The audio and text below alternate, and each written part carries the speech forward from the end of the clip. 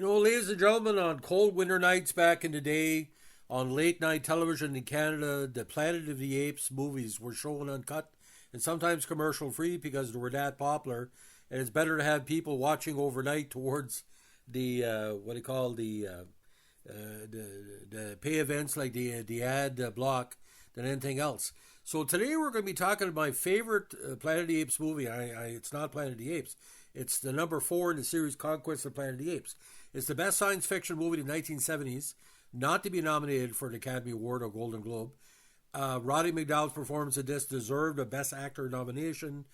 As Caesar, he's just tremendous. And the way he plays the character, he's not evil, but he becomes violent against his own matter because he wants to stop his brethren from being slaves. Now, today, with help of IMDb and other sites, we're going to talk a little bit of Conquest of Planet of the Apes trivia, and it's quite interesting how it was put together. Now, the original script draft showed more of a rapid evolution of the apes from primitive to intelligent and showed the progression of all of apes from pets to slaves. Now, hard to believe it's a more rapid evolution because within a couple of days where Caesar arrives with his handler Ricardo Montalban, he basically gets the gorillas and chimpanzees to rise up very, very quickly using something maybe similar to telepathy. So is Caesar a mutant? We really don't know. Now, the majority of outdoor scenes were shot in around the University of California, Irvine, which was designed by futurist architect William L. Pereira, and was only 6 years old at the time of filming. Much of the production centered around a social science complex, which was designed by A.C. Martin and Associates and was still under construction during filming. Careful use of camera angles and editing made a handful of buildings and exteriors feel more like action spread across an entire city. Now, some exteriors and all the indoor sets were all filmed at the venerable Fox backlot in Century City, LA. Now, writer Paul Dean conceived the film as a simian take on the American civil rights movement of the time. Ironically, Dean was English and brought an astute sensibility to the project. Not surprisingly, the film was very popular with black audiences and it did better at the box office in inner city and black areas of the States and Canada. Now, this is not a blaxploitation movie, but you see the subtext because the only person at the end of the movie that doesn't seem to be going to be murdered is the black number 2, the Don Murray character. Now, the script opened with a fugitive ape being shot by the police. As he walked to it, the body would be revealed to be covered in open wounds and scars, showing the horrible living conditions of the slave apes. This was cut again for being too gruesome. Now, of all the Planet of the Apes films, including the revivals, this one had the smallest production budget. I think it was a little more than 3 or 4 million. All 5 original Planet of the Apes movies were number 1 at the U.S. box office when released. Conquest spent 1 weekend number 1 at the top grossing film on the July 4th weekend, and it made $4.395 million. Now, this is the only film of the original Planet of the Apes series of 5 that was not rated G, and the only entry released with a pre-titled sequence. But the reason why, the opening was deemed too violent, and the producers wanted to avoid an R rating. The opening showed police on night patrol shooting an escaped ape and discovering his body covered with welts and bruises that are evidence of severe abuse. Now, in this one, Governor Breckin McDonald referred to this incident in a scene that survived the final cut. That and many other bloody images were deleted after pre-release print was shown to a preview audience. The opening scene appears in a novelization and the comic book adaptation of the movie. In November 2008, the Blu-ray unrated version restored many of those graphic scenes, but not the pre-credit opening. After the film was re-edited, some shots for the deleted opening were used in a later scene that had Caesar captured at night, probably the reason the opening was never resurrected on this. Now, the budgets on the Apes movies were constantly being trimmed because 20th Century Fox was still in financial trouble and near bankruptcy following huge flops of Cleopatra, Star, and Hello Dolly. One of the results of the lower budget was the use of music cues throughout the film and Battle for the Planet of the Apes in 1973. Escape from the Planet of the Apes 1971 repeated only one piece of music in the film. Now, in the movie, set in 1991, the apes were enslaved after a plague brought back from space wiped all of the Earth's cats and dogs a decade earlier before the events portrayed. In 1978, 6 years after the film's release, there was a worldwide pandemic of canine papillomavirus, a disease not known until then that killed several thousand of dogs.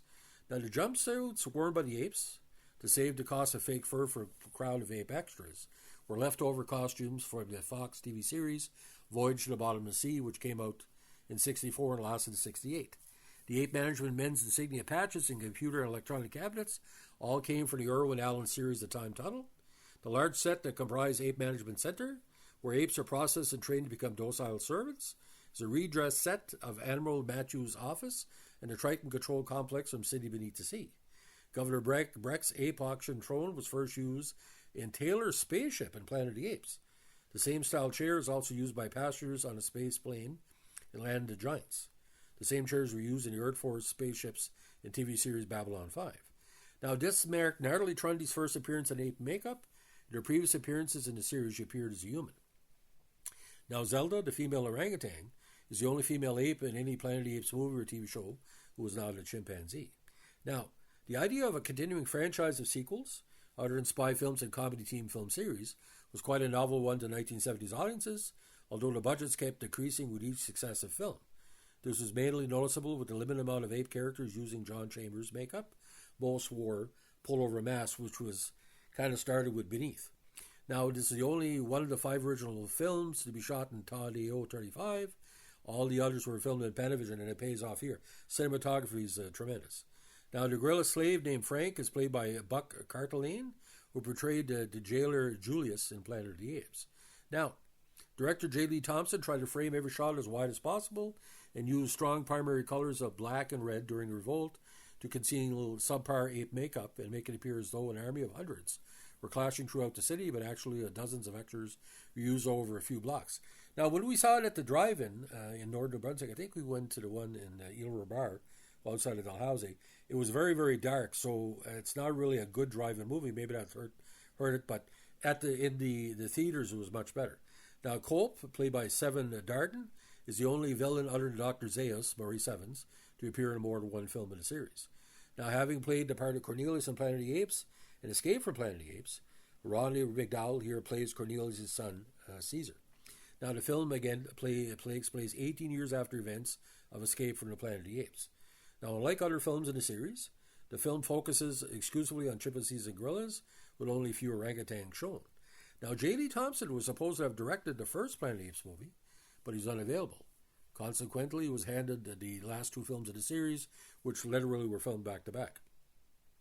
Now, the film's score was done by soul artist Tom Scott, with the exception of the final piece of music at the film's finale, which had been taken from Planet of the Apes, done by Jerry Goldsmith, from the scene where Taylor and company are running up to the scarecrows in the desert, like the ding, ding, ding, ding.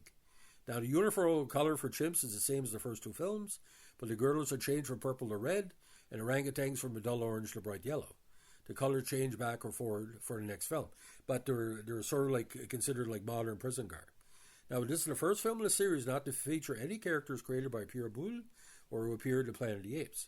Now, to promote this movie, 20th Century Fox arranged a bizarre publicity stunt, a contest held in Century City to find Miss Beautiful Ape for among 5 young women wearing ape masks.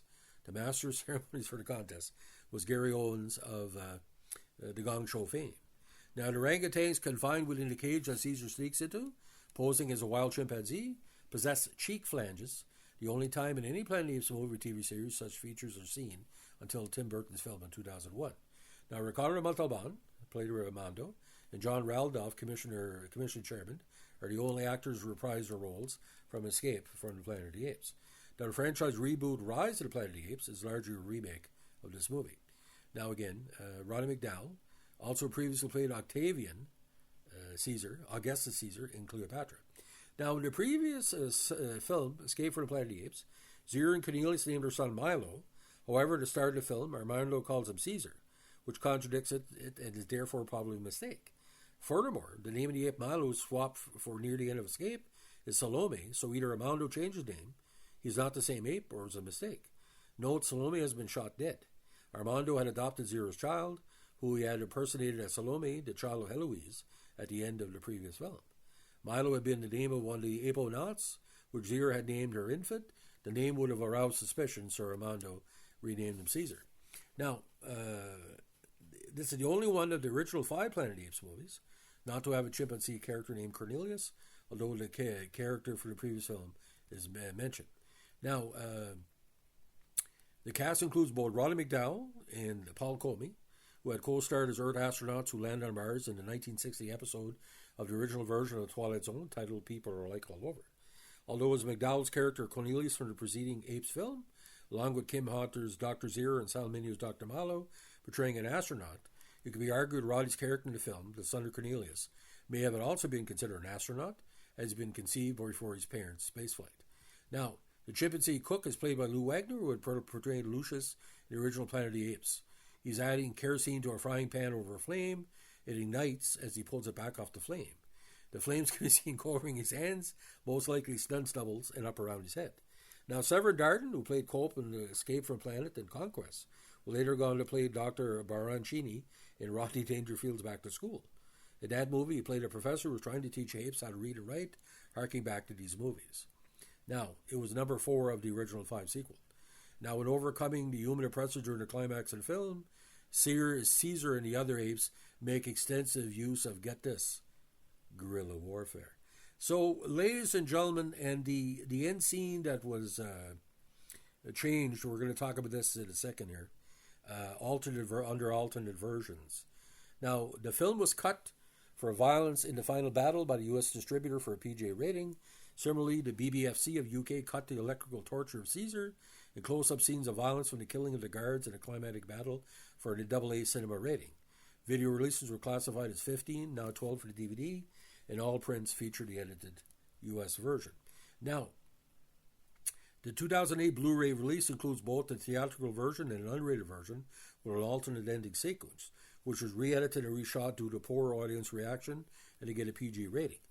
In the ending, Caesar allows the apes to beat Breck and the other humans to death. Breck does not cower, but faces his executioners. Lisa does not say no, and Caesar makes no speech, counseling, compassion. There are also additional shots of apes and humans bleeding from gunshots, and apes stacking bodies of riot police. But they felt it was a little bit too violent, and like psychologically would have freaked a lot of people out. So again, this movie has always stood the test of time with me. I think why Conquest of the Planet of the Apes was so good, because it harkened to the kind of change of aesthetic from a basic science fiction movie to a real mental fuck up. You watch Conquest of the Planet of the Apes first, you're not going to watch Planet of the Apes, because you have to watch them in sequence. By the time Part 4 comes along, you're almost saying the humans deserve what they got.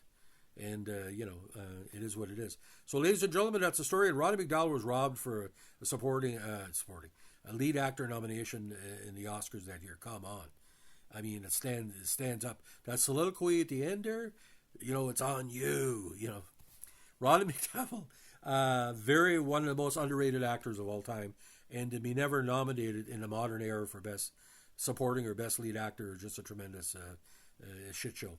So, ladies and gentlemen, Conquest of the Planet of the Apes, to me, it's still a 5-star movie. Maybe I'm sentimental, but being a 7-8-year-old kid watching this movie, it kind of ignited my love of science fiction. That and Twilight Zone and Night Gallery. What a time in 1972, ladies and gentlemen, to watch Night Gallery on television and the Planet of the Apes at the movies, all the movies there. Because they would be re-shown at the theaters every couple of years. It was just tremendous. From 1968 to about 1978. Somebody was showing one of the Planet of the Apes movies. And like I said, it's a 2 popcorn movie. But Part 5 is the weakest, but then again, you got John Huston as the lawgiver, and that's pretty good. So, ladies and gentlemen, if you like what you're doing here with our Planet of the Apes podcast, let us know in a like, comment, subscribe, or share.